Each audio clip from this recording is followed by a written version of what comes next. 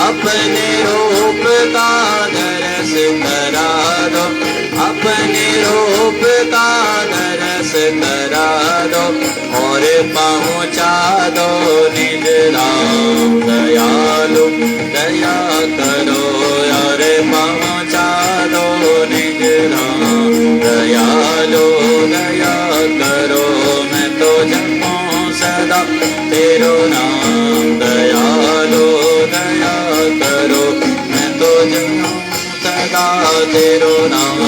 दयालु दया करो। बोलो श्री वृंदावन बिहारी लाल की जय। उमापति महादेव की जय। परम पिता परमात्मा परमाराध्य प्रभु श्री सीताराम जी के पावन चरणों में वंदन करते हुए भगवान के उस पावन चरित्र की ओर हम सब चले सजनों, जहाँ पर कल की कथा को विश्राम दिए थे। भगवान के पावन चरित्रों को श्रवण करने के लिए ही हम सबको इतना सुंदर शरीर भगवान की कृपा से प्राप्त है। गंगा मैया का ये पावन तट, जम्मू यात्री भवन का ये पावन प्रांगण, जहाँ पर नित्य निरंतर कोई न कोई भगवान के भजन कीर्तन सत्संग चलते ही रहते हैं। सब कुछ जीवन में प्राप्त हो सकता है सज्जनों, लेकिन सत्संग और दुर्लभ मानव जन। दुर्लभो मानुषो देहो, ये भगवान ने न जाने सज्जनों कौन सी शरीर पर ऐसे हमसे करुणा होगी, दया करी ठाकुर ने कि ये शरीर प्राप्त हो। ये शरीर एक नहीं है, ये साधन धाम मोक्ष कर द्वारा ओ पाए न जे परलोक संवारा। इस शरीर को पाकर के यह लोक का सुख और तो प्राप्त करना ही करना है, लेकिन परलोक जरूर संवार। इसलिए सज्जनों, इसलिए कहते हैं जो भी सुख दुख पाप पुण्य जो भी है सबका भोग कर दो, नहीं तो कुछ भी अगर बचा रह गया तो उसका अवश्य भोग करने के लिए आना, और भोगना आज नहीं तो कल अवश्य पड़ता है। अवश्य वेव भोक्तव्यम कृतम कर्म शुभाशुभम, शुभ और अशुभ कर्म का फल कल नहीं तो आज अवश्य भोगना ही होगा। इसलिए भगवान की कृपा हो तो सत्संग, मनुष्य जन्म दुर्लभ फिर सत्संग दुर्लभ। बड़े बड़ी संस्थाएं हैं, बड़े बड़ी धर्मशालाएं हैं, बड़े बड़े आश्रम हैं, लेकिन सत्संग किंचित मात्र धर्मशालाएं भवन ऐसे रह गए हैं जहां पर नित्य नैमित्तिक सत्संग होता है। हम सब लोग बाल्यावस्था से ही, विद्यार्थी जीवन से ही संतों के सत्संग में लगे रहते हैं, लेकिन आजकल दुर्लभ हो गया है सत्संग। सत्य यानी अच्छा विचार धाराएं, सत्संग, रामायण गीता भागवत कथाएं बहुत हो रही, लेकिन सत्संग नहीं हो रहा। जरा विचार करो, ये सब धीरे धीरे सनई सनई लुप्त हो जाएगा तो कहां जाएंगे। इसलिए सबको बचा करके रखना है तो हम सबको जागरूक होना पड़ेगा। इसलिए इसके लिए सत्संग होना चाहिए। सत्संग कहाँ मिलेगा? बोला जहाँ अच्छे विचारधाराएं, जहाँ यज्ञ जप तप हवन साधु संत भक्तों की सेवा निरंतर बनी रहे। सबसे पहले ऐसा स्थान खोजना बड़ा दुर्लभ होता है। फिर कोई सत्संग करने वाला हो, कोई कराने वाला हो। ध्यान रखना, जब तक श्रोता की योग्यता पात्रता नहीं रहते हैं ना तो वक्ता के भाव बदल जाते हैं। इसलिए सत्संग जीवन में, सत्संग यानी भगवत भक्ति के मार्ग को कैसे हम अपना प्रशस्त करेंगे।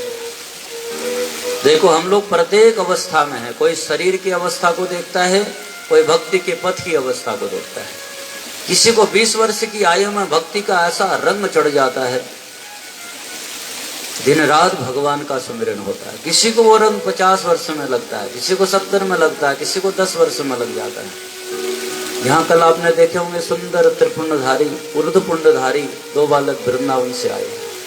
उनकी माता जी, उनकी नानी, उनके परनानी, उनके सारे बच्चे वो छोटे छोटे से जब से थे तब से मैं उनको देख रहा हूँ। कितनी सुंदर उनकी शिखा, क्योंकि संतों के संग में रहते। परम आदरणीय परम पूज्य श्री स्वामी राजेंद्र दास जी महाराज के शिष्य हैं। कल उनकी दादी यहाँ बैठी थी लेकिन आज नहीं दिख रही। तो कहने का भाव यह है कि संगात संजायते ही, हम जरा किस सांचे में हैं, किस ढांचे में हैं, किस स्थान पर हैं। उनका निश्चित है कि आज चाहे भोजन करें चाहे न करें, शयन करें चाहे न करें, चाहे यात्रा में हो, बाहर हो, घर में हो, इतनी माला जप करना है, तब भोजन करना है। उन बच्चों के आप संस्कृत, गीता, भागवत, रामायण इन सब के श्लोकों को सुनोगे तो आप असम्मित रह जाएंगे। पढ़ते हैं इंग्लिश मीडियम हाई क्लास में, लेकिन वक्तव्य उनका आप देखोगे तो बिल्कुल हिंदी के शब्द हम भी उतनी गहरे शब्दों में नहीं कह सकते। ये सब कैसे है सज्जनों? ये साधवो हृदयम मह्यम, जो साधना के रूप में लगे हैं उन सबके हैं। क्योंकि इस लोक में, संसार में क्या है, आप लोगों ने कभी चंदन लगाया होगा ना, घिसा हुआ चंदन, तो वो माथे को बिल्कुल शीतलता प्रदान करता है। इस संसार में कहते हैं चंदनम शीतलम लोके चंदना दपि चंद्रमा, चंदन सबसे ठंडा कहा गया है। उसके बाद कहा गया है चंदना दपि चंद्रमा, उसके बाद फिर चंद्रमा हमको शीतलता प्रदान करता है। और ये चंद्र चंदन योर मध्य शीतला साधु संगति ही, ये दोनों जितना ठंडा शीतलता हमको प्रदान करते हैं, उन दोनों के बराबर एक साधु की संसगी। साधु यानी साधना पथ पर चलने वाला जीव। वो एक सदगृहस्थी भी हो सकता है, एक माता भी हो सकती है, एक बहन भी हो सकती है, एक बेटी भी हो सकती है, एक पुत्र भी हो सकता है। उसका संग करने से वो सुख की प्राप्ति होती है, वो शीतलता की प्राप्ति होती है। इसलिए वो साधु, वो है सत्संग। इसलिए सत्संग का रंग मैंने कहा था कथा में कि बहुत सनी सनी लगता है, व्यसन का रंग बहुत शीघ्र लग जाता है। इसलिए इन सब को जीवित जागृत करने के लिए हमको अपनी आने वाली पीढ़ी दर आदि सत्संगों को जीवित रखने के लिए सबको साधना के पथ पर लगाना पड़ेगा। चाहे जहां भी रहें, चाहे जिस कर्म करो, भगवान ने सबको स्वतंत्र दिया है। कर से कर्म करो विधि नाना, मन राखो जह कृपा निधाना। अगर आप भोजन बनाने में कुशल है तो आप उस कार्य को करें, आप गाड़ी चलाने में कुशल है तो उसको करें, कंप्यूटर के हैं तो उसको करें। जिस कार्य की कुशलता ठाकुर ने आपके हाथ में दी है आप करो ना, लेकिन मन राखो जह कृपा निधाना। मन वहां रखना चाहिए जहां हमारे कृपा निधान है, जिनकी कृपा से ये सारा शरीर, मन, बुद्धि, चित्त, इंद्रियां सब संचालित हो रही हैं। इसीलिए मन को हमारा वहां लग जाए, इसीलिए आंखें दी कि दर्शन करके तो लगाएगा, इसलिए कान दिए कि कम से कम दर्शन करके नहीं मिलेगा तो सुन के कर लेगा, जिह्वा दी कि महाराज इससे गा के कर लेगा, हाथ दिए कि सेवा करके कर लेगा, चरण दिए कि तीर्थ जाके कर लेगा, लेकिन एक मार्ग से करे तो। लेकिन हमने जिन इंद्रियों से जो करना चाहिए उसको छोड़ के दूसरे कार्य में लगा दिया। बस संसार में सब कुछ है, बस हमने खोजना क्या है, हमारी वृत्ति किधर जा रही है, ये सब ढूंढना अपनी करनी। आज भी संत हैं, आज भी तपस्वी हैं, आज भी त्यागी हैं, आज भी धरती में गो है। ये 7 प्रकार के लोग बता दूं, बहुत कम ऐसा सुनने देखने को मिलता है। महाराज जी पृथ्वी में ये 7 लोग नहीं होते तो ये रसातल में चली जाती। गोभिर विप्रेश्च वेदश्च सतिभि सत्यवादिभिः अलुब्धेर दानशीलस्य सप्तभि धार्यते महि। सबसे पहले गाय। गाय जिस दिन इस धरती से चली जाएगी सज्जनों, ध्यान रखना, इस धरती कमजोर पड़ने लगती। गाय के इतने गुण हैं, इतने सद्गुण हैं, हम केवल गोबर गौमूत्र की व्याख्या ही सुनते सुनाते रहते हैं। केवल गाय की हवा सुगंध भी जहां तक जाती है वहां तक पाप वृत्तियां नष्ट होती।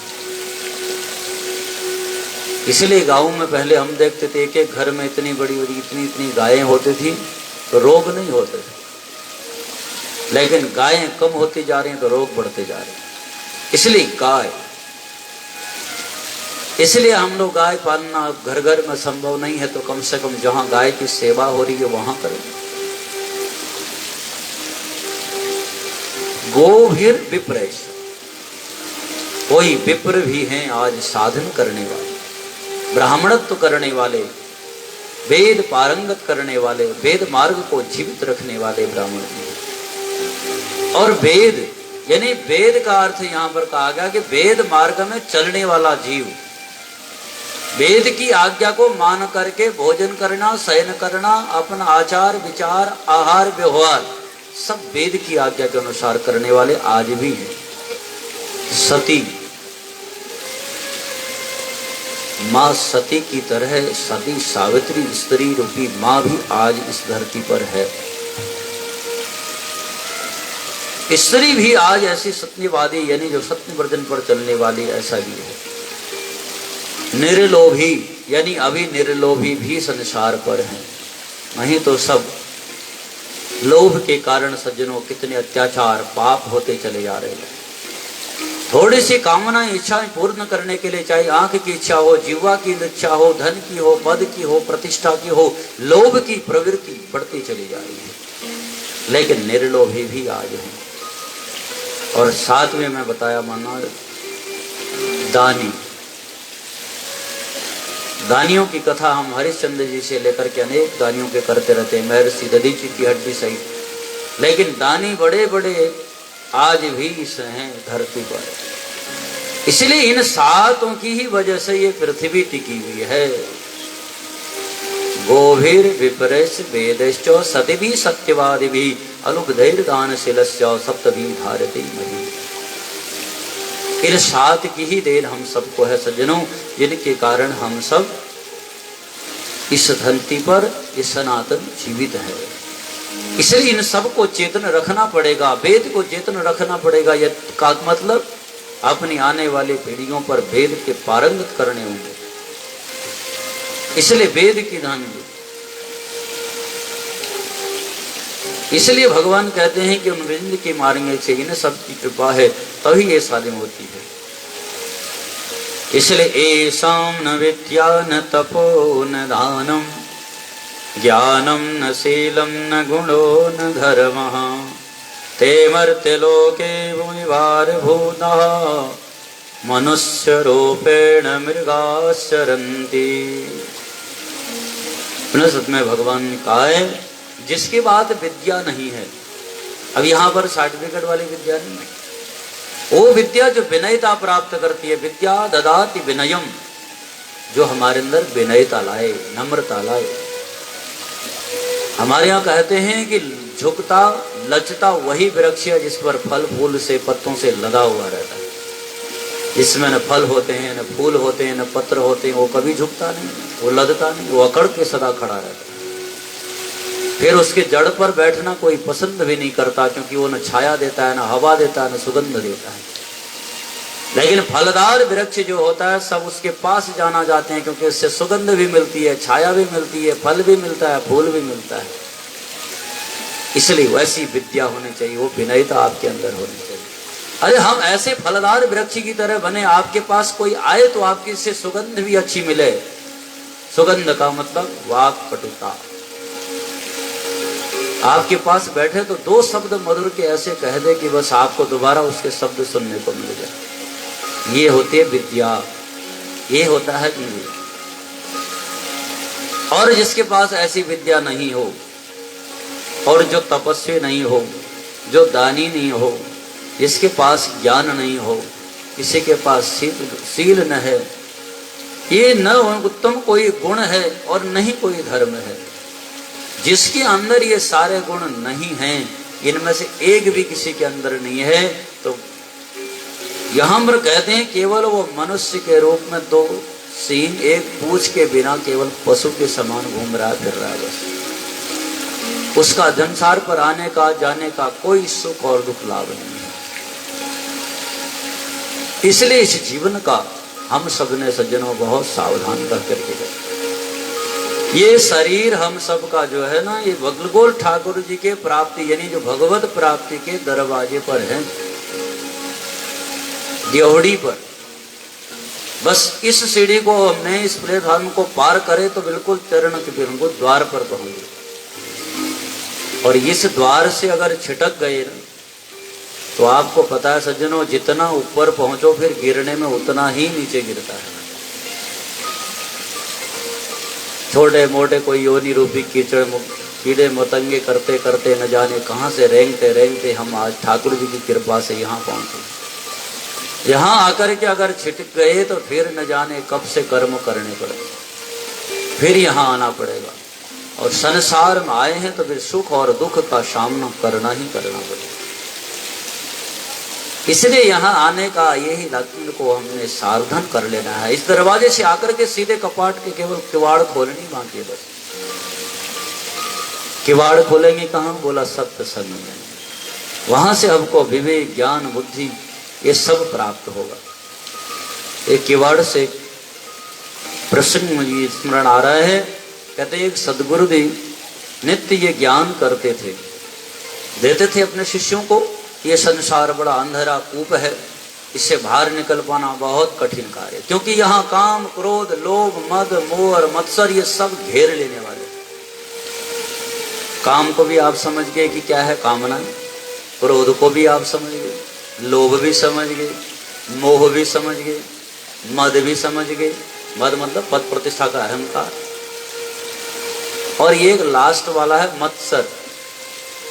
और ये मच्छर रूपी कीड़ा तो बाहर से काटता है, ये मत्सर अंदर से काटता है। तो मत्सर है क्या?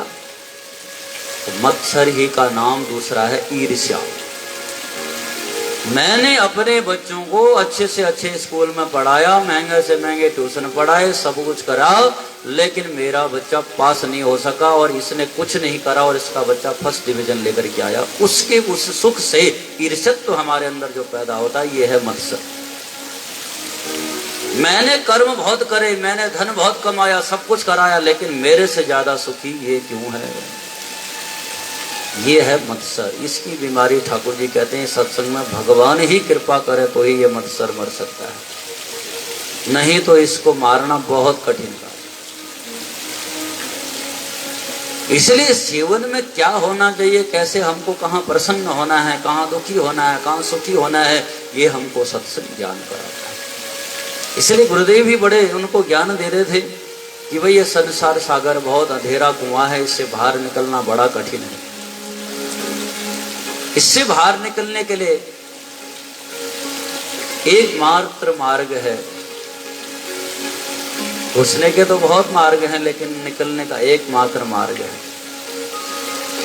अब विद्यार्थी अगर क्लास में 10 भी हैं तो 10 प्रकार की सोच होती है, 10 प्रकार की बुद्धि होती है, 10 प्रकार का अभिमान होता। तो एक विद्यार्थी थोड़ा तेज था, सब तो गुरु जी की बात का जवाब नहीं देते, उसकी समझ न पड़े तो वो बार बार पूछ दे गुरुदेव से। अब हमारा जैसा डरपोक विद्यार्थी हो तो कुछ नहीं पूछे, अगर कोई निडर विद्यार्थी भी होते हैं तो फट से पूछ देते हैं कि गुरुदेव आप रोज ये कह रहे हो कि इससे बाहर निकलने का ये है, ये अंधकार है, ये कुआं है, यहाँ तो मुझे उजाला ही उजाला दिखाई दे रहा है। गुरुदेव ने कहा कि अब इसको प्रैक्टिकल करके दिखाना पड़ेगा। जब तक इसको नहीं करेंगे तब तक इसको ज्ञान नहीं होगा। समझ तो रहा है, जानना तो चाह रहा है, जिज्ञासा तो है, लेकिन इसको पता नहीं चल रहा है। इसको प्रैक्टिकल करवाओ। भाई योगा का चाहे जितना बखान कर लो, प्राणायाम का जितना बखान कर लो, ध्यान का जितना बखान कर लो, जब तक उसके गुण कब मिलेंगे? जब हम स्वयं करेंगे। जब करेंगे ही नहीं, प्राणायाम नहीं करेंगे, योगा नहीं करेंगे, नींद नहीं त्यागेंगे, तो फिर कैसे उसके गुण हमारे शरीर को मिलेंगे? वो नहीं मिल सकते। उसी तरह से इसने कहा कि महाराज गुरुदेव ने कहा कि इसको जरा प्रैक्टिकल करवाएं। तो उसको एक हॉल में प्रवेश करा दिया, प्रवेश करा करके दिखा दिया, बेटा ये दरवाजा है, यहाँ से बाहर निकल। और थोड़े देर पर क्या होगा, बोला दरवाजे से बाहर आ जाना और बाहर आकर के हमसे मिलो। और जैसे उसको महाराज गेट से अंदर करा, गेट बाहर आने का दिखा दिया, लेकिन दरवाजा बंद करके लाइट प्रकाश सब बंद कर दिया और दीवार पकड़ा दी कि इसके सहारे सहारे तो चलकर द्वार से बाहर आ गए। मैंने कहा गुरुजी ये कोई बहुत बड़ी बात थोड़ी ना मेरे लिए है, ये तो मैं अभी गया और बाहर आ गया, क्योंकि हमारा रोज का देखा हुआ हॉल है, रोज का आना जाना है, रोज का हमारी सारी आदत है, इसलिए हम तुरंत निकल जाए। गुरुदेव ने कहा बच्चों जरा पहले अंदर जा तो सही। तो जो उनके शिष्य थे चारों ने जाकर के इधर किवाड़ बंद कर दी और लाइट प्रकाश बंद करी, वो चल पड़ा। अब जैसे चलने लगा तो महाराज अंधकार हो गया तो भय भी लग रहा है। भय लगने लगा तो आपको पता है जब डर के मारे पसीना भी निकल जाता है। किसी को अकेले कमरे में कहीं एकांत में बंद कर दो, अब डर भी लगने लगा तो इसको थोड़ा थोड़ा थोड़ा थोड़ा चलते चलते जैसे ही दरवाजे के पास पहुंचने लगा ना, तो शरीर पर पसीना होने से खुजली लगने लगी। और वो जो दीवार पर हाथ पकड़ाया था गुरुदेव ने, उसी से खुजलाने के चक्कर में हटा दिया और पैर रुके नहीं। इतने में दरवाजा छूट गया और फिर आगे चला, फिर चलना शुरू कर दिया। फिर महाराज 2 चक्कर 4 चक्कर हो गए, लेकिन अंत में महाराज हार गए। कभी कहीं खुजली लग रही, कभी कहीं हो रहा। फिर बाद में जब नहीं दरवाजा मिल रहा है तो फिर घबराहट से और हालत खराब होने लगी। जब 2-4 घंटे बाद गुरुदेव ने शिष्यों से कहा कि जाओ बेटा देखो वो आया क्यों नहीं बाहर अभी तक। अब देखा तो महाराज दरवाजे के पास ही गिरा हुआ था। उनके गुरु भाइयों ने चल छिड़क करके देखा, बोला भाई क्या हो गया तेरे को, तो कह रहा था बाहर आ जाएंगे, उठा। इतने में जैसे जल सिंचा उसको उठ के बैठा, बोला भाई दरवाजा तो इसमें मेरे हाथ पे लगा ही नहीं। बोला दरवाजा तो तेरे मुंह के सामने खड़ा है, तो यहीं तो गिरा पड़ा है, तो उठ गिर कैसे गया, तो बाहर क्यों नहीं आया।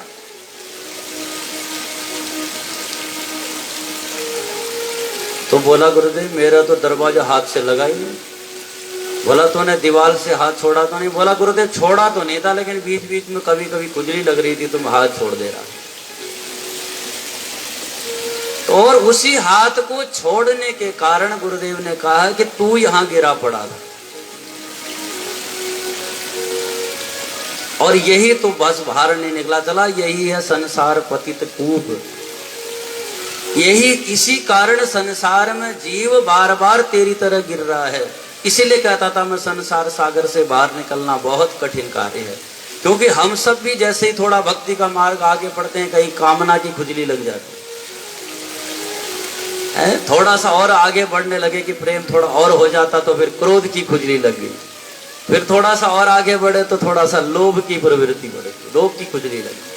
इन समस्त शरीर की संसार की खुजली को मिटाने के चक्कर में एक दिन हमारी शरीर की दशा ऐसी हो जाती है कि कुछ करने योग्य नहीं रहता, यही गिरा रहता। गुरुदेव ने दीवाल पकड़ाने का मतलब मंत्र साधना विधि कि नाम जप ले, ध्यान कर ले, दर्शन कर ले, सत्संग कर ले तो पार हो जाएगा। लेकिन हम तो उसको छोड़ करके अपनी खुजली, अपनी इंद्रियों के सुख को मिटाने में लग जाते हैं, तो फिर यहीं गिर जाते हैं। तो इसीलिए इन संसार सागर से इसीलिए कहा गया है कि इसीलिए उन खुजलियों को मिटाने के लिए ही तो सत्संग है कि गुरुदेव का बताया हुआ मार्ग, शास्त्रों का बताया हुआ मार्ग, वेद को बताया हुआ मार्ग, चाहे जीवन में अनुकूलता हो चाहे प्रतिकूलता हो, उसको नहीं छोड़ना चाहिए। लेकिन हम सब लोग बस थोड़ा सा सुख मिल गया तो उसको भूल जाते हैं, थोड़ा सा दुख मिल गया तो फिर टूट जाते हैं। इसलिए इन सब को प्रसन्न करना है, चेतन करना है, तो सज्जनों इन सब कामनाओं की खुजली से लगेंगे, लेकिन इन सब से बचते बचाते रहेंगे तो मोक्ष रूपी दरवाजा तो हम सब के सामने ही ठाकुर जी। इसलिए उनके कहने का मार्ग के अनुसार ही हम सब धीरे धीरे से आगे बढ़ जाओ। इसी के लिए तो भगवान ने कहा कि मधुर वाणी हो, मधुर स्नान हो, संग संग दिव्य हो। इसलिए जिसके जीवन में वाणी का व्यवहार अच्छा हो, वाणी रसवती यस्य श्रमवती च क्रिया, लक्ष्मी दानवती यस्य सफलम तस्य जीवनम। वाणी जिनकी रसवती हो यानी प्रेमवती, आप लोग दोहा भी सुना होगा, पानी ऐसी बोलिए कि मन को आपा खोए, और न को शीतल करे और आप हूँ शीतल होए। अरे दूसरे को भी ऐसी शब्द वाणी का प्रयोग करो कि हमारा शीतलता मिल जाए। जब दूसरों को शीतलता मिलेगी तो अपने को भी शीतलता ही मिलेगी। कभी किसी पर क्रोध करके देखो जरा, गुस्से पे लाल पीला हो गए, स्वयं भी पसीना पसीना हो जाओ। मधुर वाणी बोल कर देखो, आपके हृदय को भी ठंडक पहुंचेगी, उसके हृदय को भी पहुंचेगी। वाणी रसवती होनी चाहिए। कर्म कैसा होना चाहिए? क्रियान्वित। ऐसा नहीं कि कोई देख रहा है तो खूब काम करने शुरू कर दो। क्रिया कर्म हमारा क्रियान्वित होना चाहिए, श्रमवान होना चाहिए, पारिश्रमिक होना चाहिए। हमारे गुरुदेव बचपन में कहा करते थे जब हम छोटे छोटे थे कि बोला बेटा आश्रम में रहोगे तो सेवा करनी पड़ेगी, और सेवा का एक धर्म है कि तुम्हें को से अति कर्म। तो स्वामी जी ने भी कहा कि सेवक का धर्म अति कठोर है। तो हमने कहा महाराज आश्रम में तो कहते हैं ये भी उठाओ, ये उठाओ, ये उठाओ, पर वो हमारे वजन से भी 4 गुना भारी होता है। बोला बस यही हम लोग भूल कर बैठे। अरे वो जो भी कार्य होगा आपसे कहेगा इसको उठा दे, ये काम कर दे, वो जान लेगा कि तूने करने के लिए मना नहीं करा, ये भी जान रहा है कि वो ये तेरे से उठेगा नहीं, लेकिन तूने कर्म करने से पीछे नहीं हटा तो लग गया उसके साथ। तो ध्यान रखना, जब स्वयं हम आगे बढ़ेंगे तो 4 लोग हमारी सहायता भी करने के लिए लगे। ये होती है सेवा करने की भाव। इसलिए श्रमवती, अपना कर्म जो हो वो कैसा होना चाहिए? श्रम वाला होना चाहिए। इसलिए ध्यान रखना, अन्याय से आई हुई वस्तु हमको सदा दुख देती, चाहे वो धन हो, चाहे छीना हुआ पद हो, चाहे प्रतिष्ठा हो, चाहे मान हो, सम्मान, कुछ भी है, अगर हमने उसको जबरदस्ती पाया है या गलत मार्ग से पाया है, उसमें सदा भय बना रहता है। लेकिन अपनी योग्यता के अनुसार, अपने कर्म के अनुसार अगर हमने करा है, अपने परिश्रम से उसको अगर प्राप्त किया है, तो कोई अभिमान नहीं कर सकता, कोई हमको रोक नहीं सकता। श्रमवती क्रिया, हमारे परिश्रम हमारा अच्छा होना चाहिए, और फिर अपनी सामर्थ्य के अनुसार जितना धन परिश्रम से एकत्रित हो उससे कुछ न कुछ दान, जैसा कि आप सब लोग करते रहते। तस्य जीवनम सफलम, जिस उसी का जीवन कहते हैं सफल है। नहीं तो सज्जनों, पाप की तरफ ले जाने के लिए तो हमको प्रति क्षण कुछ न कुछ लगे ही रहते हैं। सत्कर्म से बचते रहें और पाप कर्म में लग जाएं, लेकिन पाप कर्म से बचते रहें, सत्कर्म में लग जाएं, ये कहने वाला करने वाले बहुत कम रहेंगे। इसलिए जरा विचार करें कि हम सब लोग इस समय कौन सी परिस्थिति पर हैं, कौन से स्थान पर हैं, कि वहीं से हम लोग अपने इस जन्म को यानी सार्थक कर सकते हैं। इसलिए फिर एक दिन वो दशा हमारी आ जाती है, वो परिस्थिति हमारी आ जाती है कि हमारी प्रत्येक क्रिया के साथ वो क्रियान्वित होने लगता है। फिर तभी तो भजन गाते हैं, करते हो तुम कन्हैया मेरा नाम हो रहा है। फिर तुम साथ हो जो मेरे, तो किस चीज की कमी है? फिर कमी नहीं होती है। फिर हमारी प्रत्येक क्रिया में वो होने लगता है। तो फिर हम जहाँ गलत काम होता है, जहाँ पाप होता है, जहाँ चोरी होती है, जहाँ अत्याचार होता है, वहाँ हमारा हाथ, मुख, पैर, इंद्रियां सब पीछे हो जाए। इसलिए फिर एक दिन ऐसी आ जाती है कि ढूंढा सारे संसार में तो पाया पता तेरा नहीं, जब पाया पता तेरा तो अब पता मेरा नहीं। फिर दशा वही हो जाती है। इसलिए जीवन में सत्संगियों का साथ बहुत सुंदर होना चाहिए। इसलिए हाथ में कहते हैं सज्जनों, जीवन बहुत ऐसे सार्थक बनते रहें, उसके करने के लिए ही तो ये सारा हम सब का जीवन है। इसलिए जीवन में बहुत सारे साधन हो और साधना न हो, साधन बहुत हो और साधना न हो, साधन बहुत हो साधना नहीं हो तो वो साधन किसी काम के नहीं होते। जैसे महाराज दशरथ, संसार का, पृथ्वी का कोई सुख ऐसा नहीं था जो महाराज दशरथ चक्रवर्ती सम्राट के पास नहीं था।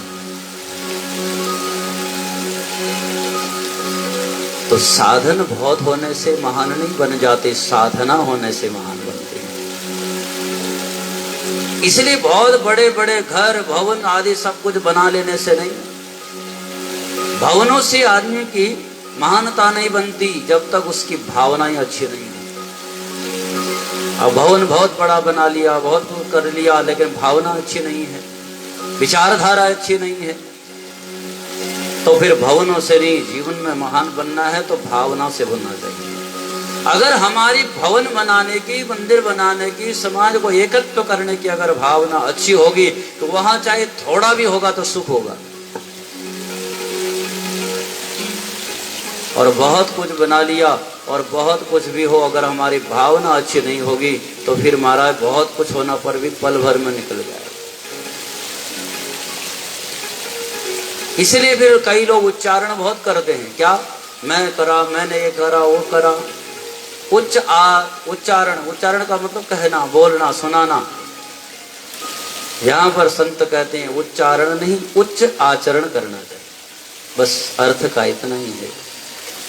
उच्चारण यानी बहुत मैंने करा, मैं करने वाला हूं, ये कहने से उच्च आचरण थोड़ा सा कर लो तो उसी से महान बन जाएगा। इसलिए जिस जीव के कर्म में अच्छे होते हैं उनके जीवन में कभी सजनो निद्रा इस प्रकार से नहीं होता। इसलिए भगवान की प्राप्ति करने के लिए सुंदर साधना ऐसा प्राप्त है, तो इसको हमने सहज संवार लेना है। बस हमने ये समझ लेना है कि हमारे इतना समय जीवन का चला गया, लेकिन जितना बचा है इसमें हम क्या कर सकते हैं। इसलिए भगवान कहते हैं कि इन सब का संग कर लेने से केवल मेरी प्राप्ति हो जाए। बस इसलिए साधक जनों की, संतों की, सत्संगियों की जिसको लग जाती है उसको भगवान कहते हैं कि उसको मेरी प्राप्ति करने में सहज होगा। इसलिए मैं प्रतिदिन कहा करता हूँ कि यहाँ पर जो एकत्रित आप सब हुए हैं, यहाँ पर भी एक ही भावना यह है कि जो एक सदग्रस्त के जीवन से यज्ञ दूर होते जा रहे हैं उसको यहाँ जीवित रखा जाए। प्रत्येक जीव के हाथ से गौ सेवा दूर होती जा रही है, इसलिए उसको जीवित रखा जाए। अन्नदान, साधु सेवा, अतिथि सेवा दूर होती जा रही है, इसलिए अन्नपूर्णा मंत्रालय में शुल्क यहाँ चलता है। अगर हम माने तो सब में सही है, नहीं तो सज्जनों सत्संग के साथ साथ ये सब भी चला गया।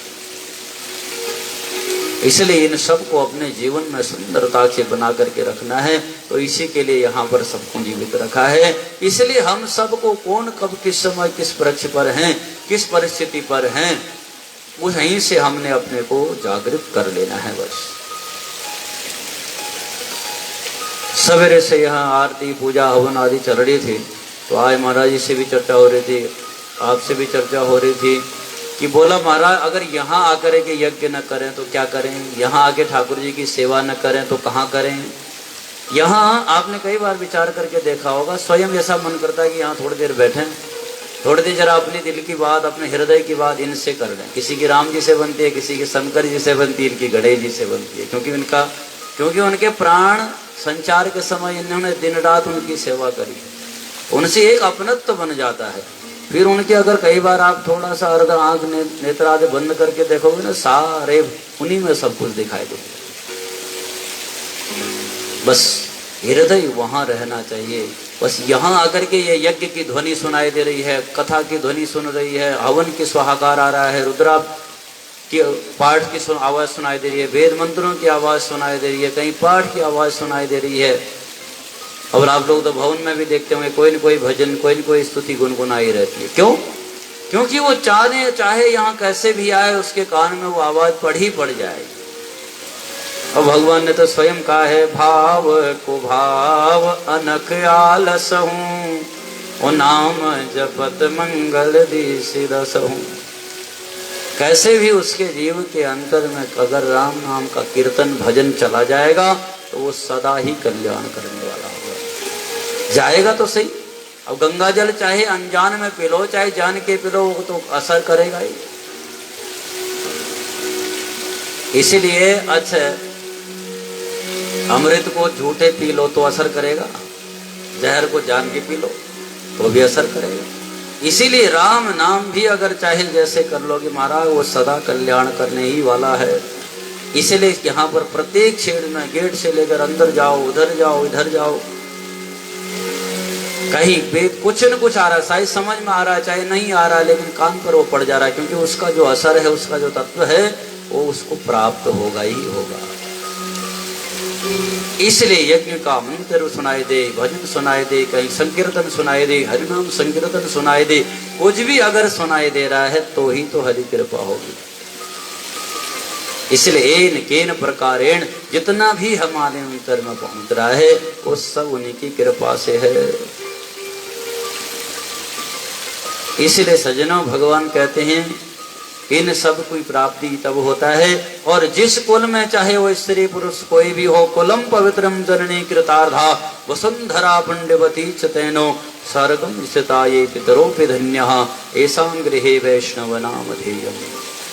फिर चाहे उस कुल का कोई एक स्त्री पुरुष बाल बच्चा बच्ची कोई भी एक जीव ऐसा हो, उसकी माँ की कोख धन्य हो जाती है, उस घर का आंगन धन्य हो जाता है, और वो पृथ्वी भाग्यशाली हो जाती है। और ते स्थिता पितरोपि धन्यः, उस कुल के पितर जिनका शरीर यहाँ से छोड़ के स्वर्ग में स्थित है, ते पितरोपि धन्यः, और पितरजन भी भाग्यशाली हो जाते हैं। जिस घर पर एक भगवान का यजन पूजन भजन करने वाला जातक पैदा हो जाता है, यहाँ ये नहीं लिखा किस कुल में, ये लिखा जिस कुल में एक साधन करने वाला पैदा होता है तो उनके इतने लोग सब कृतार्थ हो जाते हैं, धन्य हो जाते हैं। उस माँ की कोख धन्य हो जाती है, उस घर का आंगन धन्य हो जाता है, उस कुल का पूरी पीढ़ी धन्य हो जाती है, और वो भूमि ही वसुंधरा, वो पिरोई वसुंधरा पावन पवित्र हो जाती है। इसलिए आप सबकी प्रेरणा से ही ये जहाँ जब तक हमारे अंदर सद्विचार सद्भावना सद्विवेक नहीं होगा, और यहाँ हरिद्वार कहाँ से चली आए, जम्मू से, दिल्ली से, बम्बई से, कलकत्ता से, आप लोग कितने सब कुछ छोड़ करके आए तो गंगा मिली ना, और यहाँ आए महाराज न गंगा दर्शन करे, न हवन करा, न भगवान की आरती में सम्मिलित हुए, कुछ नहीं करे। अगर तो घर में तो इससे अच्छा खाने पीने सोने की व्यवस्था थी, फिर उसको छोड़ के यहाँ आगे भी नहीं पड़े तो फिर तो ये यात्रा व्यर्थ हो गई। उसी प्रकार से मनुष्य शरीर को प्राप्त करने के बाद अगर वहां इस लोक को सुधार कर परलोक का मार्ग नहीं बनाए तो सज्जनों फिर वही यात्रा की तरह है। बस इसी तरह से यहाँ पर आकर के पछताना न पड़े। जैसे किसी यात्री को घर से चला महाराज, बड़े काम थे, धंधा दुकान मकान व्यवहार व्यापार सब छोड़ करके आया, हरिद्वार में उतरा ही था कि टेलीफोन आ गया, महाराज घर में कोई इमरजेंसी आ गई, वापस आ जाओ। और वापस जाना पड़े महाराज, न गंगा के दर्शन होए, न आचमन होए, न ठाकुर जा सेवा होए।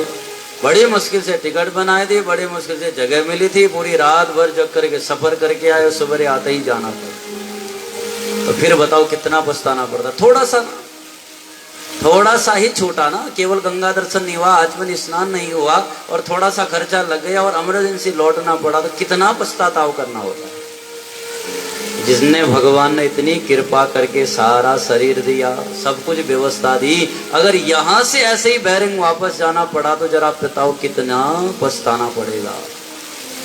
कोई माने चाहे न माने, ये बात सत्य है।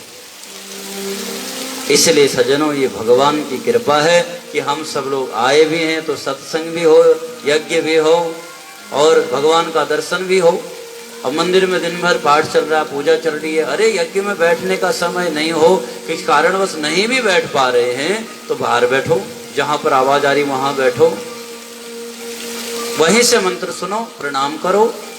और अगर शरीर भी नहीं चल रहा तो कहते मानसिक परिक्रमा कर लो। ब्राह्मण लोग दिन भर वहां पर दुर्गा सप्तशती का नवरात्रि के अवसर पर पाठ चल रहे, उनको श्रवण करो। समझ में आए तो साथ में पढ़ लो, नहीं समझ में आए तो सुन लो। इसलिए सज्जनों, भगवान का यजन पूजन करने की जो विधि आप सब यहाँ पर संचालित हो रहे हैं, इसलिए हम सब लोग भी बड़े भाग्यशाली हैं। आज सवेरे में महाराज श्री राघवेंद्र से कह रहा था कि महाराज सवेरे से देख रहा हूँ मैं, कहीं मंदिर आरती हो रही है, कहीं यज्ञ में दिख रहे हो, कहीं शिवालय में बाबा को जल चढ़ा रहे हो, कहीं नवग्रहों की सेवा हो रही है, कहीं ब्राह्मणों की सेवा में भी लगे हो। फिर जैसे ही देखा महाराज साधु संत आ गए तो उनकी सेवा में, बोले महाराज यहाँ नहीं आए करें तो कहाँ करेंगे। यहाँ आकर के भी अगर कमरे में पड़े रहे, बिस्तर में पड़े रहे, खाने सोने में ही लगे रहे तो कहाँ जाके करेंगे।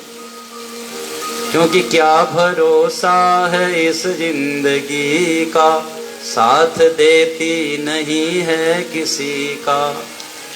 क्योंकि ये साथ तो दे देनी नहीं है, और लेकिन अगर ये क्रिया करते करते कहीं ये शरीर चला भी जाएगा तो सीधे वहीं पहुंचेगा। इसलिए भगवान की कृपा से ही वो सब प्राप्त होगी। इसलिए आपकी बड़ी दया है। आज बड़े पुराने हमारे श्रोता कई लोग आए हैं, कुछ लोगों से तो नाम से परिचित हैं, कुछ लोगों से नहीं है। तो आज हमारे श्रोता भी बड़े ठोस लोग हैं महाराज जी। इनके सामने जरा बड़े बड़े अध्यापक, बड़े बड़े डॉक्टर, बड़े बड़े सीनियर पढ़ने लिखे शिक्षित लोग यहाँ पर बैठे हैं। अदिति नरेश जी हैं, ये लोग पिछले कई वर्षों से आते हैं, लेकिन जब भी आएंगे चाहे जैसा मर्जी परिस्थिति हो, भगवान की पूजा, सेवा, हवन, सत्संग, इन सब में भाग लेते हैं। और भी कई सारे लोग बैठे हैं। इसीलिए आप सबका प्रेम इसी तरह से बना रहे और अपने इस जीवन की यात्रा को सज्जनों इसी तरह से आगे ले जाने का प्रयास हम करते रहेंगे। अब हम सब आज की कथा को इधर की विश्राम दें, अब आगे की सेवा माता जी को दें, और फिर जैसा भी समय होगा उसी हिसाब से आप लोग आगे करेंगे। बोल से बोलो गंगा मैया की जय।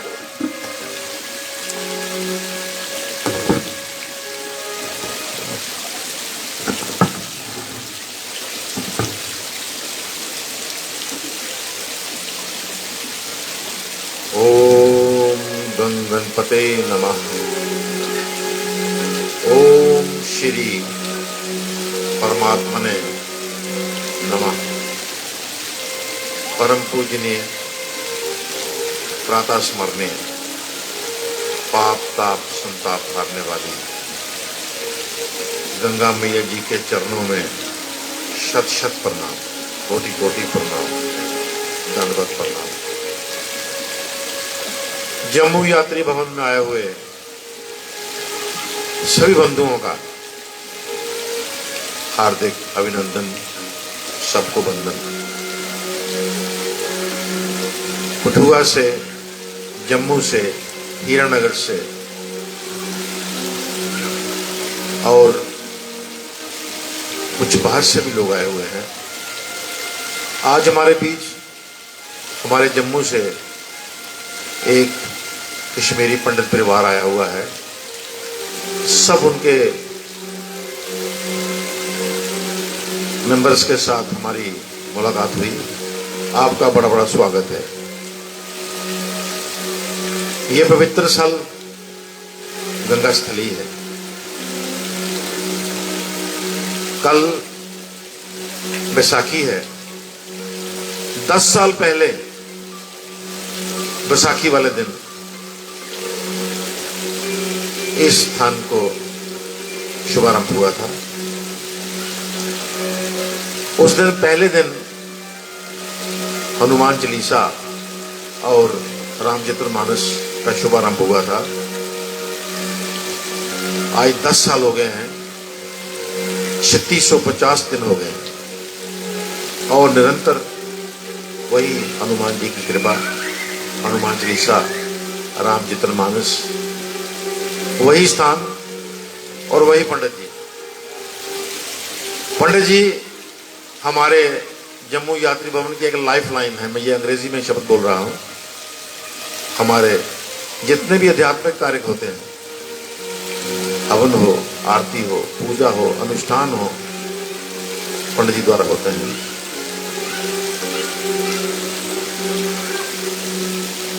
आज हमारे जम्मू यात्री भवन के ट्रस्टी हमारे अनुज राजकुमार गुप्ता जी, जो गौशाला अम्फला उसके अध्यक्ष हैं, बहुत अच्छे वक्ता, प्रवक्ता और ज्ञान का भंडार हैं और कथा वाचन में भी बड़ी महारत रखते हैं, महारथी हैं। ये कल भी इन्होंने हमें अपने वचनों से निहाल किया था, तो आज भी मैं इन्हीं से प्रार्थना करूंगा कि आज हमें निहाल करें।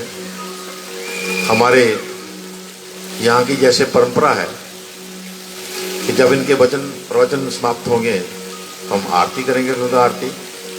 आज गंगा आरती के लिए श्री बोधराज शर्मा जी अकाउंटेंट, वो स्वप्निक आएंगे, नरेश शर्मा जी आएंगे, सूर्य प्रकाश जी आएंगे और रजौरी का परिवार। आप लोग आते जाएंगे, माथा टेक के नीचे चलते जाएंगे।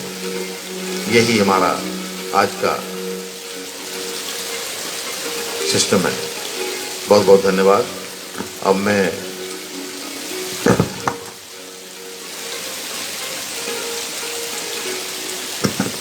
योगी अपने राजकुमार गुप्ता जी को ये माइक दे रहा हूं।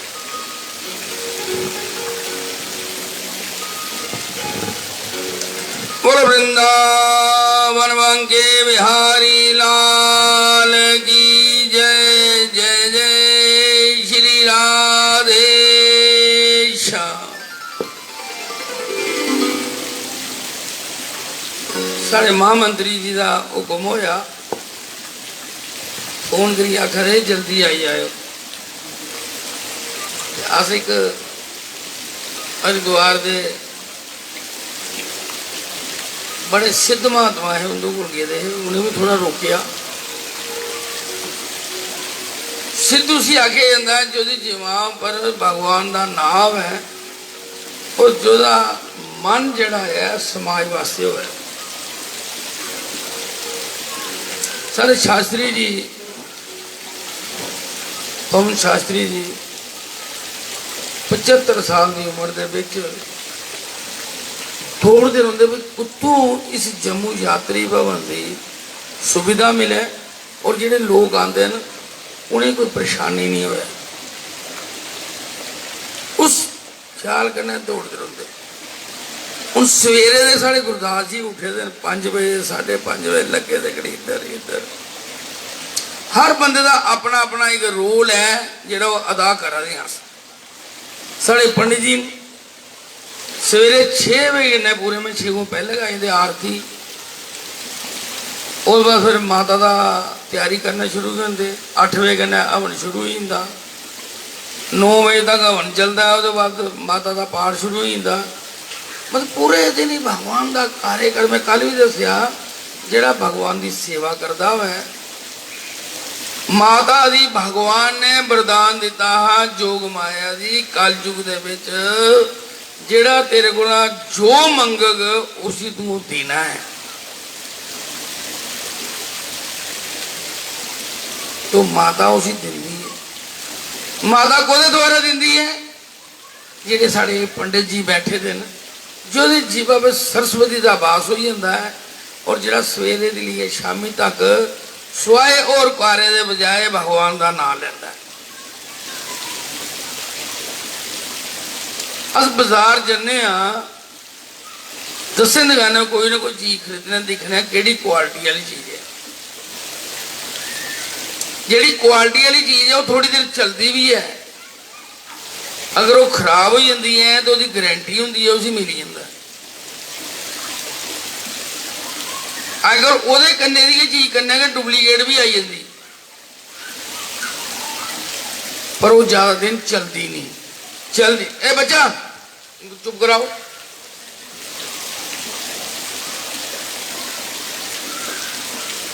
इन्हें चुप कराओ, इन्हें साइड पर लियो।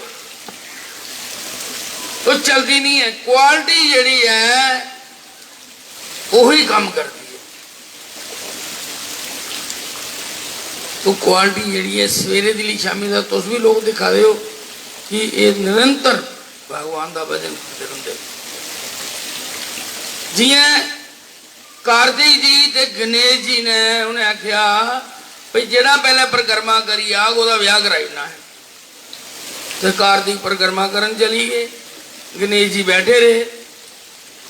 वो सोच लगे हूं तो मेरा ब्याह पहला हो जाना है, ये तो गए कि नहीं है। तो इस तरह जो उन्हें आने वाले उन्हें भगवान की परिक्रमा शिव पार्वती परिक्रमा की है। उन्हें क्या किया?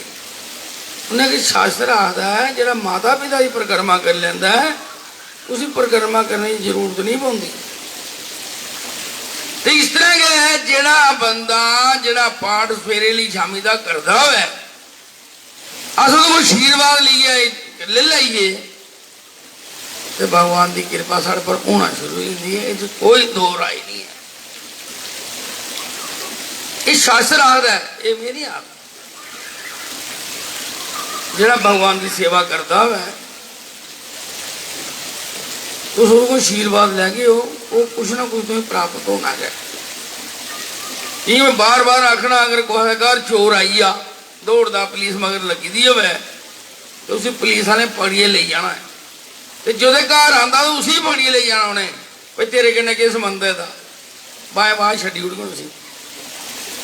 ਤੇ ਜੇ ਕੋਈ ਘਰ ਸੰਤ ਮਹਾਤਮਾ ਆਈ ਆ ਉਹਦੇ ਮਗਰ ਗੁੰਨੇ ਆਣਾ ਈਸ਼ਵਰ ਨੇ, ਕਿਉਂਕਿ ਈਸ਼ਵਰ ਦੀ ਉਹਨੇ ਕਥਾ ਕਰਨੀ, ਭਗਵਾਨ ਦਾ ਨਾਂ ਲੈਣਾ, ਉਹ ਨਹੀਂ ਆਣਾ। ਇਹ ਚੋਰੀ ਦਾ ਮਾਲ ਮੈਂ ਪਹਿਲੇ ਵੀ ਆਖਿਆ, ਅਗਰ ਕੋਈ ਖਰੀਦਾ ਕਿ ਨਹੀਂ ਤੇ ਚੋਰੀ ਕੋਈ ਕਰੇਗਾ ਨਹੀਂ ਹੈ।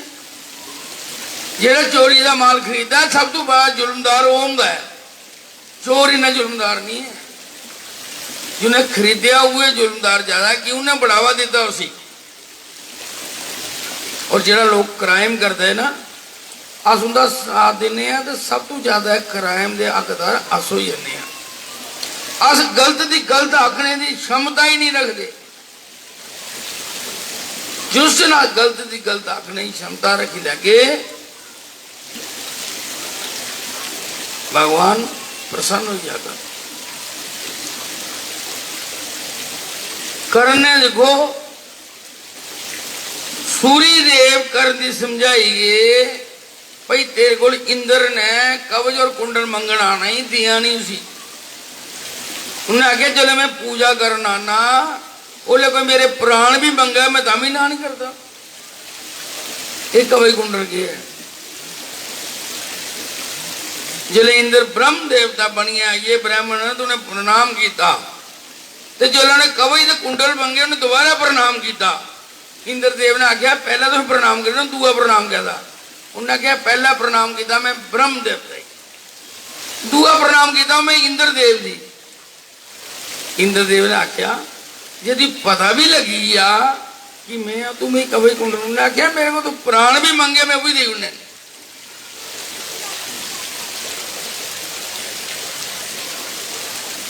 दानी जड़ा होंदा है अगर वो पात्र दिखिए दान दे है तो दानी नहीं है। इस वास्ते ये सारे जितने भी इतने कर्मचारी न सारे अपने अपने निरंतर काम करा देन, एक दूसरे की सेवा करा देन। असी आखने जे सेवा करके तो आनंद लैगे, क्योंकि देखो पूरे जम्मू कश्मीर तो लोग आते, बाहर तो भी आते, अस उनके घर घर जाके उनकी सेवा नहीं कर सकते। तो सानू एक मौका मिलेगा इतने आइए सारे लोग किड्डे होई आंदे उनकी सेवा करिए। अगर एक एक बंदे का भी आशीर्वाद मिलता है तो बड़ी दूर गल जाती है। जिहड़ा बंदा एड्डी दूर उठी यात्रा करना आया वो कुछ ना कुछ ले जाता है, तो जे अस उसकी सेवा करके उन्हें उहदे बदले सानू भी कुछ देना है। एक परिवार है जिन्हें लोगों बड़ा मोह है ना जी, कोरोना आया बड़े बड़े दिग्विजय भी चली गए, कोई नहीं पैसे नहीं बचाई सके, उन्हें पैसे नहीं बचाई सके। एक परिवार च बुजुर्ग आदमी है, उन्हें बड़ी मेहनत करनी, पैसा इकट्ठा करना, समाज कोई दुकाना ले लिया, कोई मकान बनाई था, कोई जगह ले ली, पर उन्हें अपने वास्ते कुछ खाना खूना बड़ा हिसाब का, लाना पाना भी बड़ा हिसाब का। एक भगवान ने पता नहीं कैसा समय आना है, इस वास्ते में जिन्ना भी है इकट्ठा करी है अपने बच्चे वास्ते रखते। कोई अगर असो पैसा इकट्ठा करिए आखिए भगवान दे बस्तर नहीं सुंदर, भगवान वास्ते बस्तर ले जाने,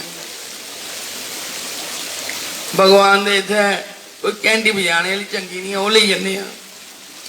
अस सुस्ती पाई सकने, पर जो भगवान के असल शब्द सुस्ती नहीं पाते, घंटी जो मर्जी चुको उन्हें बजना शुरू हो जाना। और एक तो ही गल सरा जोले भी घंटी घर लेनी बजाने वाली, जो तो गड़ू जी बने थे हम वो लैनी, दूई घंटी नहीं कदे भी लैनी। अजकल जड़ियाँ दुइयां संसा विच बड़ी दियां ने उन्हें गड़ू की जगह वो बंद के गड़िया बिचो दूई बनाई जिन्नी ताकत नहीं आवे। जो तुम घंटी बजाते हो तो गड़ू जी हथा पर आते तुम कदे भी कोई तकलीफ आने वाली बड़ी हो तू दूर करी उड़ते और उस घंटी कन्नै कि भगवान की आरती हो सकती दूए कन्नै आरती होंगी कि नहीं है। तो परिवार उन्हें पैसे किड्डे करता रहा उन्हें बच्चे की सेवा की खूब बच्चे बड़े बुढ़े हुए उन्हें बच्चे का ब्याह किया। सवेरे सवेरे उठिए नहा दे नहाइए मंदिर जाना हाँ तो नूह ने सोचा पापा जी चलिए। वो अपने घर वाली आदि है ये जिनी देर तेरा पापा है आदे ने एक पापा तो 100 स्यापा ये जिनी देर तेरा पापा है इन्हें से ना आपू खांदा ना से खान देना। उन्हें आख्या साढ़े पिताजी ने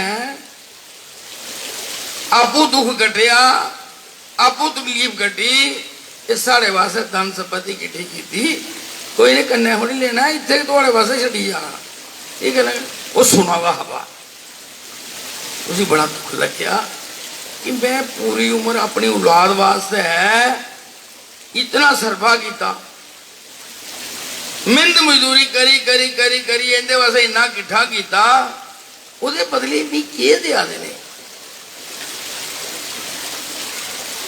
बड़ा दुख लग्या। वो मंदिर गया भगवान ने प्रार्थना की थी प्रभु अगर ये 40 साल पहले तो मेरी अखा खोली उड़ दे ते अज ये दिन दिखना नहीं है बोला। चलो खैर तुम 40 साल बाद मेरी अखा खोलियां पर खोलियां तो सही। उन्हें आख्या महाराज मेरा लास्ट प्रणाम है हूँ मैं चलिया घर बार उन्हें कुछ नहीं सुनाया छड़िया जंगल चली गया चलता गया चलता गया चलता गया दूर दूर जंगल 100-150 किलोमीटर चली गया पर कोई नहीं फिर रस्ते लभ्या। उन्हें आख्या हूँ इतने कोई नहीं है। थोड़ा ही आगे गया एक गौ आई उन्हें आख्या जंगल से कोई लभा नहीं ये गौ क्यों आई। उन्हें आवाज मारी भाई कोदी गौ है कोदी गौ है कोदी कोई नहीं आया। रात पई सही गया जो लो सुता तो गौ भी कहना सही बड़ा होया सवेरे उठिया तो गौ भी उठी। ये बच्चे चुप के नहीं कराते तुसे हैं तो 2 मिनट बच्चे परे ले जाओ जो उधर करो कि बच्चे कोदे ने क्यों नहीं चुप करा दे तुसे जी चंगा नहीं लगा तो कोई कथा करा ना करो थोड़ा बच्चे समझा भी करना चाहिए कथा कर रहे हैं बेटा बाहर ले जाओ उधर बाहर ले जाओ उनको।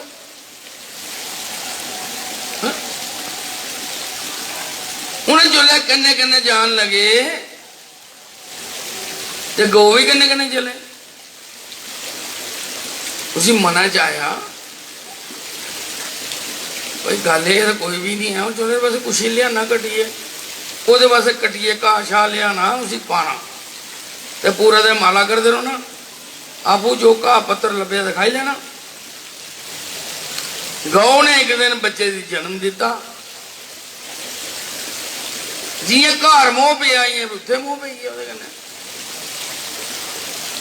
माला करते करते करते उन्हें लै बच्ची भुखी रही गौ भुखी रही ये तो पानी लिया ध्यान जरा गौ के बछे चली गया उन्हें दुध कढ़ना पीना उन्हें आपू तो जब बच्चे ने उन्हें कि दुध नहीं कढ़ बनाना होगा तो क्यों कटिए रखना शुरू करे कोई आवे। एक दिन शिव पार्वती आए उन्होंने बड़ी सेवा की घ्यो दही मक्खन लस्सी खूब पिलाई। शंकर जी बड़े प्रसन्न हुए। शंकर जी आदे जा जी मैं वरदान देना जो अस वापस आइए ये तेरा गौ का बछा नहीं लभा तेन। माता पार्वती आखदी महाराज इसे गौ के बच्चे पर इन्हें तेन दुध दही ते मक्खन खिलाया ते तुस आखा जो वापस आई तो गौ का बच्चा नहीं लभा। ये आखा कुछ बोले नहीं। उन्हें आखिया मारे तुहाड़ी माया तुसा जानो। चली भी अगे अगे गए बैर का बूटा बड़ा बड़ा ਉਹਦੀ जड़ बाहर निकली थी ते शंकर जी ठिडा लग्या ते नौ उतरी है तो खून बगना शुरू हुई है। शंकर जी ने ऊपर गिरी दिखिया उन्हें क्या और बद फुल क्या और बद फुल। माता पार्वती आखदी उन्हें तो दुध दही मक्खन क्यों खिलाया। उसी आख्या तेरा गो का बछा नहीं लभे। इन्हें तो खून कढ़िया तो वरदान दिया और बद फुल। उन्हें आख्या चलो अगे चलिए। उन्हें आख्या महाराज तुहाड़ी माया तुसे जानो। चलिए कुछ समय बाद वापस आए तो माता पार्वती पूछती महाराज थे बैर का बूटा हा ए नहीं लभा कुत्थे आओ। उन्हें आख्या मैं उस वरदान के दिता हा और बद फुल। वो जो बदी फूली उस पर बोझ पिया वो जड़ू पटोई। वो जड़ू के पटोई तो ना गया मुकी जा। अगे चलिए अगे दिखे ना गौ दे ना बच्चा ते पंत और करा दे पाठ। उन्हें आख्या मारे गौ दे बच्चा क्या नहीं। उन्हें आख्या पुछ लो पंडितों नहीं कुछ घा घू चरण के दिया होनिया। ठीक है पूछने। माता पार्वती लगी बाजा मारे हे पंडित जी हे पंडित जी हे पंडित जी। पंडित जी और उठे। शंकर जी ने बूट डमरू खड़काया खूब चिमटा खड़काया। शंकर जी हिलांदे रहे पर वो हिलिया नहीं बोलिया नहीं। माता पार्वती आखदी है महाराज चले अस आए उन्हें पाठ कराए एक बाज मारी तो उठ पिया। हूं की नहीं उठा। उन्हें आख्या देवी ये अपना घर बार छड़ी आया अपने मोह को निकली आया। फिर भगवान ने इस पर माया पाई उस माया फिर फसी गया। अं के वरदान दिता जा तेरा गोद पछा जी माया जरा वो मुक्त हो गया। हूँ पूरी उम्र भी डमरू खड़काते रहोगे इन्हें नहीं उठना। यदि हूँ लगन लगी भगवान कन्ने जो पर मोह हा वो रहा नहीं। हूँ ये लगन लगी भगवान करने पर पूरी उम्र डमरू खड़काते रहोगे नहीं उठना। इस वास्ते असी आशीर्वाद दियो कि और पाठ भगवान कहने लगे तो चलिए। जरा मोह है ना ये इंसान की अगे बदल नहीं दिता। घर बार छड़िया तो गौ कने पई है बच्चे कने पई है हर वेले जी जड़ भगत हा जड़ पर दूंदे भी हिरन मोह पई है तो हिरन का जन्म लेना पिया। इस वास्ते अस मोह पाइए तो भगवान करने। माया भगवान दी है साड़ी नहीं है। जिस दिन अस अपनी समझने फिर दुख पाने उस दुख को दूर होने वास्ते अस सोले सोचिए भाई ये माया दी ईश्वर जी साड़ी है नहीं। फिर थोड़े को माया प्रभाव कदे नहीं कर। जी सुखदेव स्वामी सुखदेव उते आदे अमरनाथ मारे कबूतर है उनके कबूतर बैठते लोग आते ओहो हमारे कबूतर दर्शन हुई है शंकर जी दर्शन हुई है पर कोई पता ही नहीं उसे क्या कथा भी आदि भाई जो सुख हा। एक दिन माता पार्वती को नारद जी चलिए। नारद जी की खूब सेवा की माता पार्वती ने।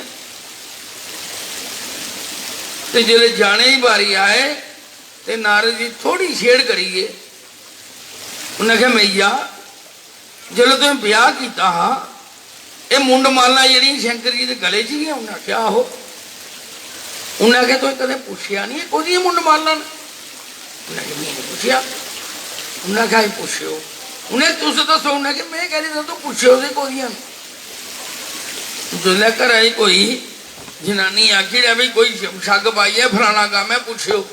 जिन चर उसी रोटी उस लगे बचनी है जिन चर पूछनी है।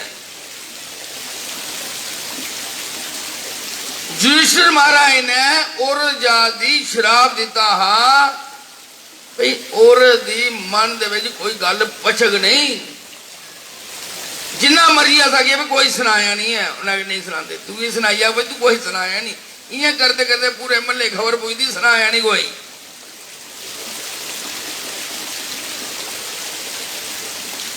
तो जियां शंकर जी आए, नारद जी जा दे, शंकर जी ने प्रणाम किया, उन्हें प्रणाम महाराज, उन्हें आख्या जाओ मारे अंदर ही गल करो। जब शंकर जी आन लगे तो माता पार्वती आखदी दूर दूर पहले सुनाओ जी मुंड मारना है कोदी है। उन्हें कहा देवी अज तक तो तुम्हें पूछया नहीं, अज की पूछन लगे तुम? उन्हें कहा नहीं नहीं पूछया तो नहीं पूछया, अज दसो। उन्हें कहा कैली पूछा नहीं तुम? जो उन्हें बड़ी जिद की थी, उन्हें कहा देवी तेरे के मुंडन? उन्हें कहा मेरे मुंडन? उन्हें कहा तो तुस? उन्हें कहा मैं तो अमर, तो मैं? उन्हें कहा तुम्हें कदे पूछे ही नहीं, मैं अमर कथा सुनी दी है इस वास्ते मैं अमर। उन्हें मी की नहीं सुनाई, तुम्हें कदे पूछी ही नहीं मैं की सुनाता। उन्हें आख्या मैं हूँ अमर कथा सुनाओ। उन्हें आख्या महाराज इतना थोड़ी सुननी, चले तो बूढ़ा पर्वत कुछ दूर जाइए जिसे कोई नहीं आवे उसे कथा सुना के चली गई, अमरनाथे चली। उन्हें आख्या देवी 8 दिन की कथा है, ये दिन रात सुननी है तो सोना नहीं, अंगूरे भरते रोना। उन्हें आख्या ठीक है। ये पहले दिन की कथा हुई तो माता पार्वती सही उसे एक तोते का अंडा पेदा हा, जो पहले दिन की कथा हुई वो अंडा जरा फटी गया, सुखदेव जी प्रगट हुई है। उन्हें सोचा अगर मैं अंगूरे नहीं भरे तो शंकर जी ने कथा बंद करनी, वो अंगूरे भरते रहे। कथा जिसने विश्राम लिया और एक दिन सुना उसे कथा होती है ना भगवान की, लोग आदे मारे खत्म हुई कथा, खत्म अस लोग हो ही सकने, कथा विश्राम लेंदी है खत्म नहीं होंगी। पहले तो एक बंदे ने सत्संग खत्म हुई है जी, हनुमान जी सा खत्म हुई है जी, ये बड़ा बड़ा एक अपराध हो जाता।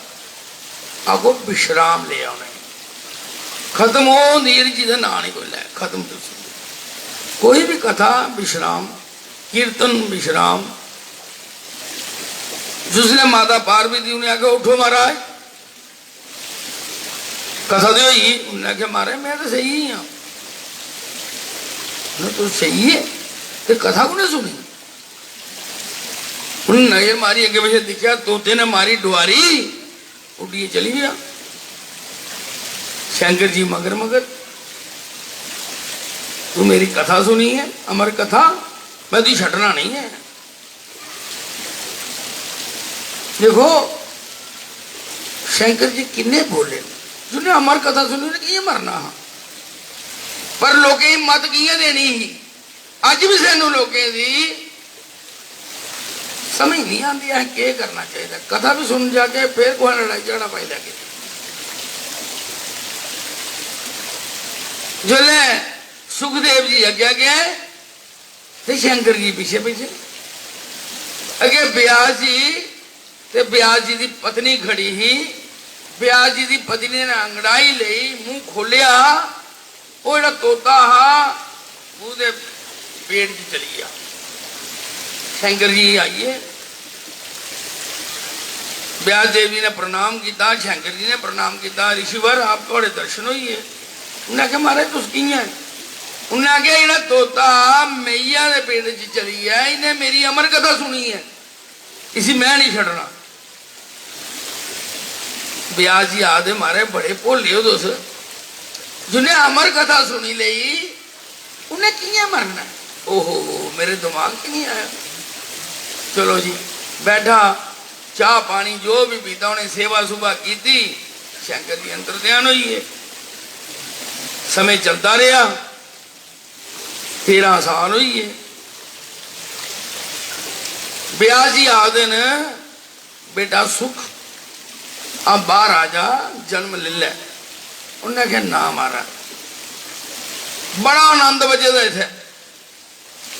अगर अस कुहा दी एक कमरे च आखी इत्थे रहो, उसी टीवी भी लाई देइए, फ्रिज भी लाई देइए, अंदर हर फैसिलिटी उसी दे उड़िए, वो फिर भी अंदर रोना नहीं चाहता। सारी सुविधा भी दे उड़िए तब भी नहीं रोना चाहता, वादा बाहर गरवा में खरा। और पेट दे विच जिन्हें रोना, मां दे गर्भ दे विच जो मां कोड़ी चीज खाओ भी लगनी, गर्भ चीज खाओ भी लगनी, और मां दे पेट दे विच उल्टा लड़कना पौंदा। कितना इंसान तकलीफ जो होंदा है। पर उन्हें आख्या महाराज इत्थे मैं बड़ा आनंद है, जी तुम कथा सुनाते हो वो मैं रोज कथा सुनना। जिस दिन मैं बाहर आया, भगवान की माया ने मेरे पर प्रभाव हो जाना है, तो मैं इस झंझट च फस जाना है। मैं नहीं चाहता कि इस झंझट में फसा।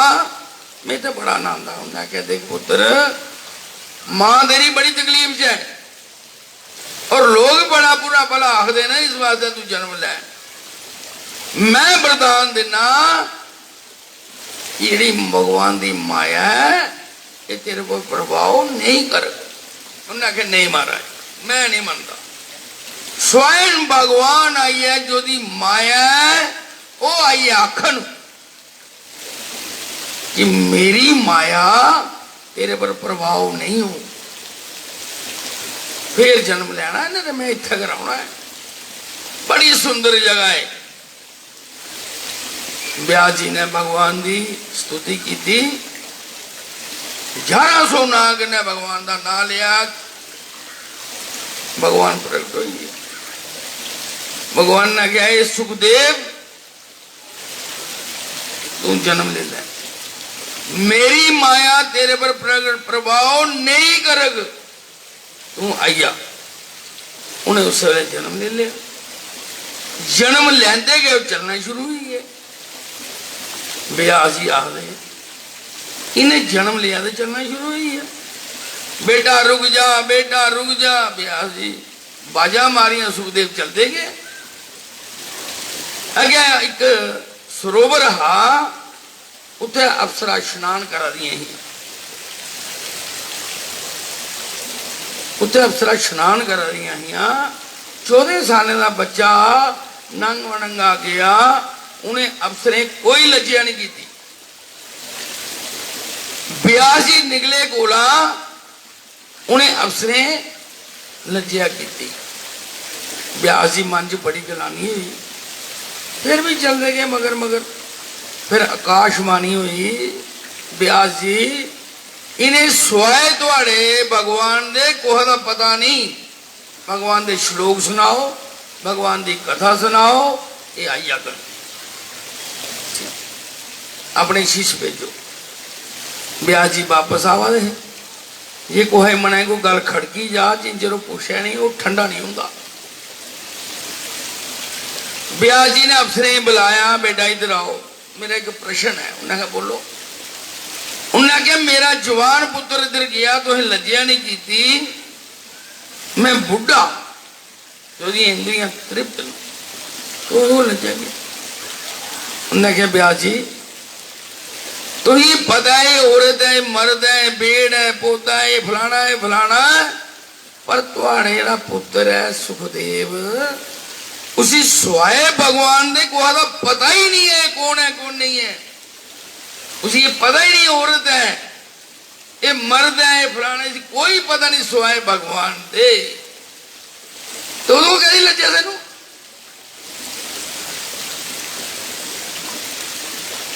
व्यास जी आखदे इन्हें अफसरें इन्ना ज्ञान है, और मैं जिन्हें कथा लिखी उसी इन्ना ज्ञान नहीं है।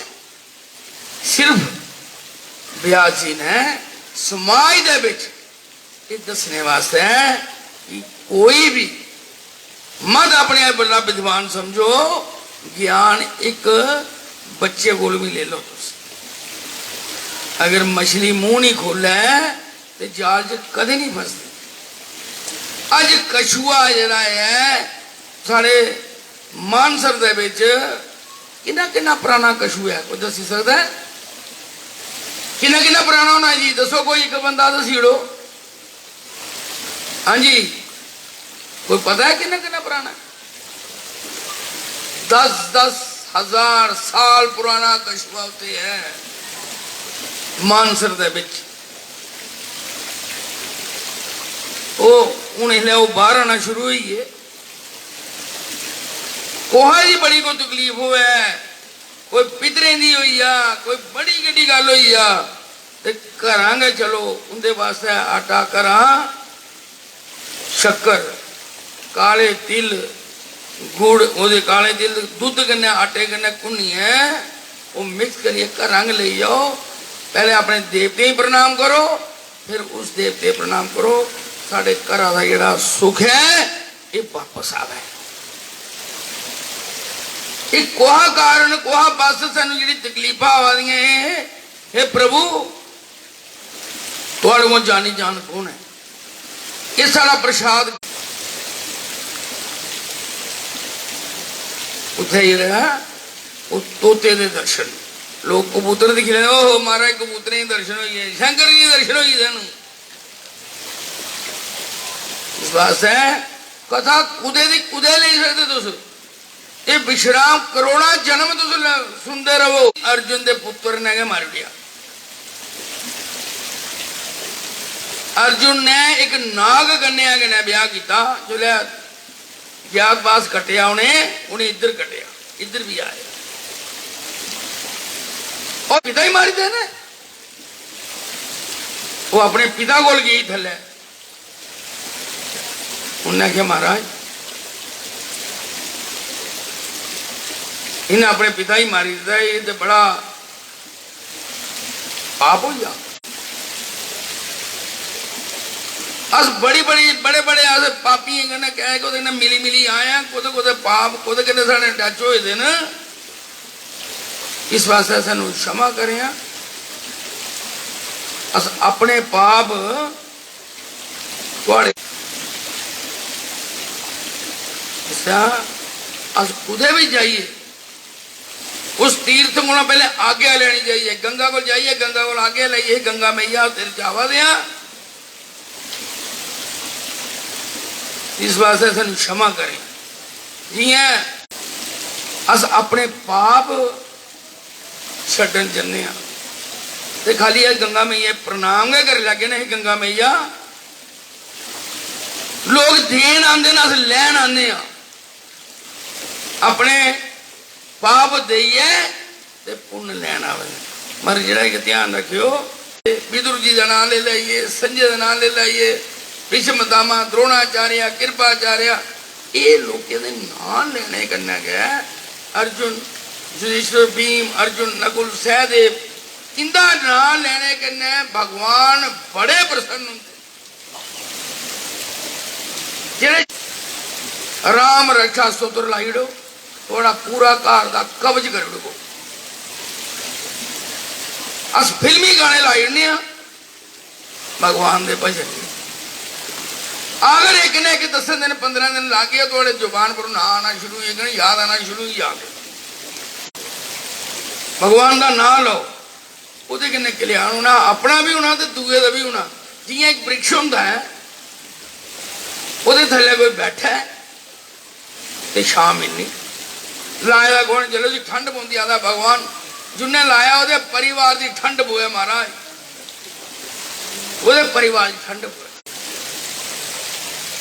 रोड के कंढे कंढे देखो साढ़े इतने आकिना हरिद्वार दे विच चिट्टा हक है, वो मजदार है, ऋषि है। शमी जड़ा है ये शमी के मजदार दो मियाँ बीबी ने, इन्हें शराब मिलिया हाँ ये वृक्ष हुई है। और शंकर जी कदे पूछने की कोशिश ही नहीं की, ना ग्रंथे ही सुनिया, ना संतों को ना सुनना, ना है मंदिर ही कोई कथा सुननी। जे कथा सुना है करा उसे सुन के नहीं आ सकते। गो ब्राह्मण और साधु की सेवा ही भगवान की सेवा है। साधु अपना घर बार छड़ी है, पाठ करता है कोदे वास्ते? समाज वास्ते, अपने वास्ते नहीं करता, समाज वास्ते करता है। इस वास्ते है उनकी सेवा जरूर करनी चाहिए। गो ब्राह्मण की सेवा गुणा है कहता है जेड़ा मेरा नाम लेंदा है उसी दी मैं तारना, और जेड़ा जिसी सुनांदा है वो को मैं ज्यादा उसी भी तारी होना। इस वजह ब्राह्मण का जो ऋण होंदा है ये असें को मुक्त होना चाहिए कुछ ना कुछ। क्या कहा बहुत बहुत जम्मू यात्री भवन के परिवार की ओर से मैं उनका हार्दिक स्वागत करता हूं। मैं उनको भी मंच पर आमंत्रित करता हूं और उनसे मार्गदर्शन की इसी तरह जो मैंने नाम लिए हुए हैं वो बारी बारी आते जाएंगे। Thank you sir. चलो पंडित जी आरती शुरू करें।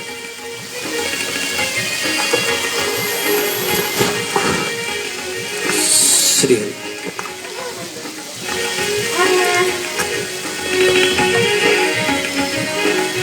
हरि जलाता शरण पड़े जो तेरी माँ सेवा करे जो तेरी सोनर तर जाता। ओम जय गंगे माता गोत्र सगर के तारे सब जग को जाता। मैया सब जग को जाता। कृपा दृष्टि तुम्हारी